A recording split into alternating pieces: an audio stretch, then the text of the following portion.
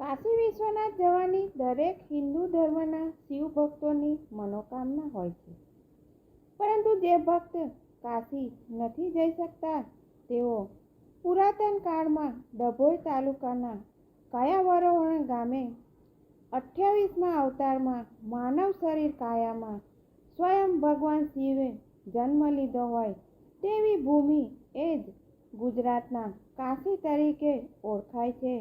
કાયાવરોહણ તીર્થના દર્શને આવતા હોય તેમ કહેવાય છે. પશુપતિના અનુયાયી માટે આ એક બહુ જ મહત્વપૂર્ણ છે, જે લકુલિશને આધ્યાત્મિક અનુયાયી હતા, કારણ કે તેમના અવતારમાં પૃથ્વી પર શિવ પ્રગટ થવાનું સ્થાન માનવામાં આવે છે. લકુલિશને શિવનો 28મો જન્મ માનવામાં આવે છે. શિવ કાયાવરોહણના માધ્યમથી લકુલિશના રૂપમાં પૃથ્વી પર આવ્યા હતા, જેનો શાબ્દિક અર્થ છે રૂપનું અવતરણ. આ પ્રતિમારૂપ શિવલિંગ આજે પણ કાયાવરોહણ ગામે લકુલિશ મંદિર ખાતે પૂજાય છે, જ્યારે ગુજરાતના એકમાત્ર આ મંદિર છે જ્યાં બ્રહ્મા, વિષ્ણુ અને મહેશનો વાસ છે. કહેવાય છે કે શિવ મંદિરમાં એકવાર મહામૃત્યુંજયનો મંત્રનો જાપ કરવાથી 1,00,000 મંત્ર જાપ કર્યાનું પુણ્ય મળે છે. આવું છે શિવનું જન્મસ્થાન અને સુંદર વાતાવરણ વચ્ચે ભક્તિમય માહોલવાળું પુણ્ય તીર્થ એટલે કે કાયાવરોહણ. કાયાવરોહણ એટલે ભગવાનના કાયા સ્વરૂપ માનવ શરીરનું અવરોહણ એટલે કાયાવરોહણ તીર્થ.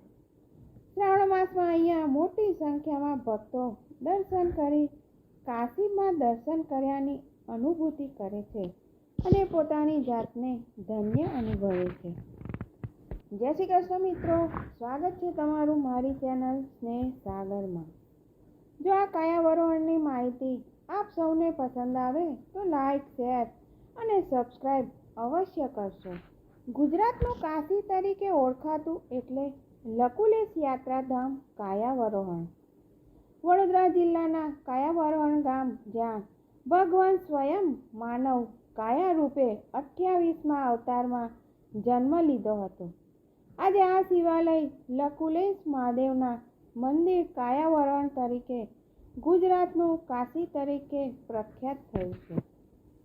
શાસ્ત્રો પ્રમાણે કૃષ્ણ અવતાર પછીના સમયે એટલે કે આશરે 5200 વર્ષ પહેલાં શંકર ભગવાને લકુલિશજી નામથી માનવ સ્વરૂપ ધારણ કર્યું હતું.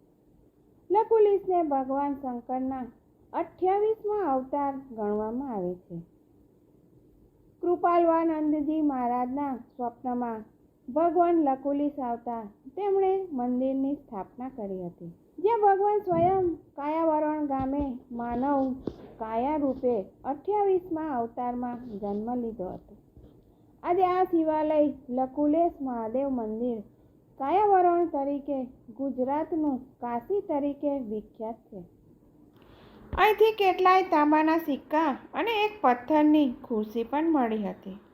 તપસનું એક સુંદર શીશ, કાર્તિકેયની છબી અને ઉમા મહેશ્વરની મૂર્તિ અહીંયા શોધવા પર પુરાતત્વ વિભાગને નમૂના મળ્યા હતા, જે સ્થાનીય રૂપમાં એક સંગ્રહાલયમાં આજે પણ સુરક્ષિત છે. આમ તો કાયાવરોહણને શિવપુરાણમાં વર્ણિત કરવામાં આવેલું છે.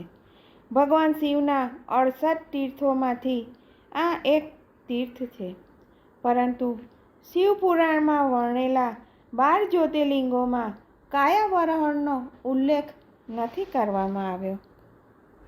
માનવામાં આવે છે કે મહર્ષિ વિશ્વામિત્ર દ્વારા કાયાવરોહણના બ્રહ્મેશ્વર જ્યોતિ શિવલિંગની મંદિરની સ્થાપના કરવામાં આવી હતી, અને એ પણ માનવામાં આવે છે કે લકુલિશમાં શિવના અવતારનું શાંભવી મુદ્રામાં લિંગની સાથે વિલય થઈ ગયું હતું.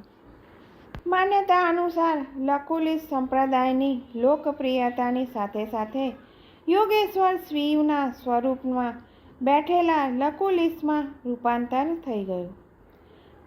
આમાં લકુલિશની 2 હાથમાં જેમાં એકમાં લાઠી અને બીજા હાથમાં માતુલિંગનું ફળ અંકિત કરવામાં આવેલું છે. માનવામાં આવે છે કે કાયાવરણનું ચારેય યુગોમાં અસ્તિત્વ રહેલું છે. માન્યતા અનુસાર ગુજરાતના કાયાવરણમાંથી સ્વર્ગનો રસ્તો નીકળતો હોવાની માન્યતા છે. માનવામાં આવે છે કે કાયાવરણના આ શિવ મંદિરની માત્ર દર્શન કરવાથી જ આપણને સ્વર્ગમાં ગયાની અનુભૂતિ થાય છે. જય શ્રી કૃષ્ણ મિત્રો. જો તમને પણ તક મળે તો અવશ્ય આ મંદિરની મુલાકાત લેશો. ફરીથી મળીશું આવા અવનવા વિષય સાથે.